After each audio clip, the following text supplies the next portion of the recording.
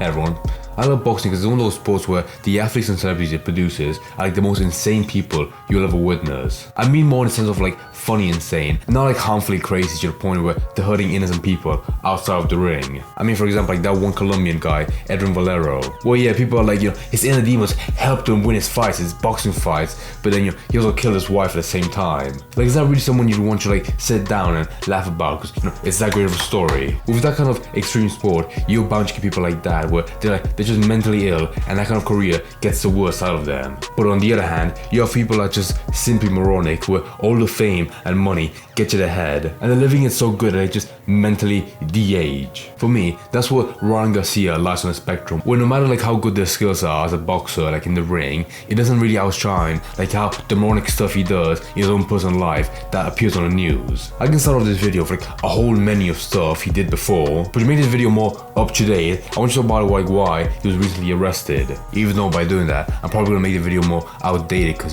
soon enough he will outdo himself again. But the short story is that last week he was in a hotel, probably from an event in Beverly Hills, which somewhat that is an own character for him a bit. But sadly, unfortunately, in tragic news, nobody has footage of what happened, but apparently he vandalized stuff in the hotel badly enough that the actual police had to come in and calmly escort him out. In all honesty, I mean, come on, he probably broke something like as a dumb act doing something stupid. Because if it was caused by like a fit of violence or drug-induced rage, it would definitely like appear on the headline as like a key point. All we know, or what I know from my own little research, is that it was probably something like not that minor, because the most you can get arrested for vandalize is for something around $400, like around that price range as part of laws in California. But yeah, like I said, he was escorted out and was taken to a hospital to make sure he was fine, and the police admitted that somewhat, maybe, alongside being definitely charged for vandalism, he might also be on top charged for intoxication. Now, was I there to see it? No. Does it feel like part of his character?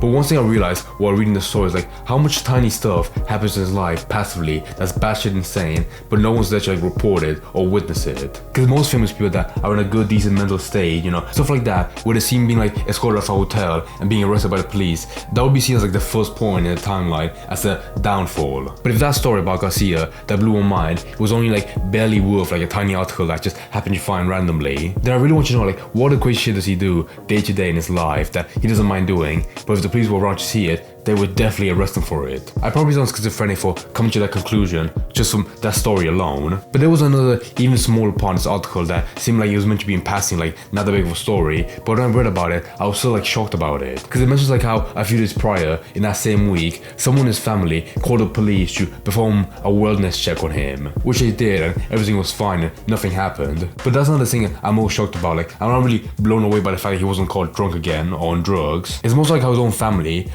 people like close to him personally see what he's doing like day to day in his life and are so worried about him, they feel like he has to be checked on and can be trusted by himself. Ryan Garcia, it's in general as a character, does have like that alcoholic personality to him, but if it's that big of an issue that his own family could be worried about it, I feel like he could legitimately regress to one of those boxers that just can't fight anymore, either for like a lack of skill or he can't get signed up for a fight because the amount of shit he gets into. The last thing I want to close this video on is that I hate the fact that this is where I found out, but in the same instance I read about this story, it was the same way I found out like how much he likes to dick about. Of course I already knew like how the very day his son, the very second actually his son was born, he went up to his wife to divorce her right in that same hospital. And I still know and remember that because of how crackhead batshit it is. If you don't mind, I want to read this short extract from his Instagram post announcing the birth of his son and his divorce. Praise the Lord. I am so thankful. I love him so much already. He is so fast already. Lol. Took up just 8 minutes to arrive. That can't be right. As I step into a new chapter of my life, it's with a heavy heart to share that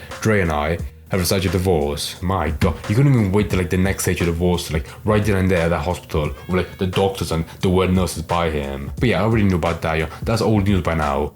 The one part I didn't know is like how he went on a private flight with Savannah Bond, a you-know-what actress, and he actually proposed to her right then and there mid-flight. And I'm sorry, I can't seem too happy about it because sometime after, they called it off.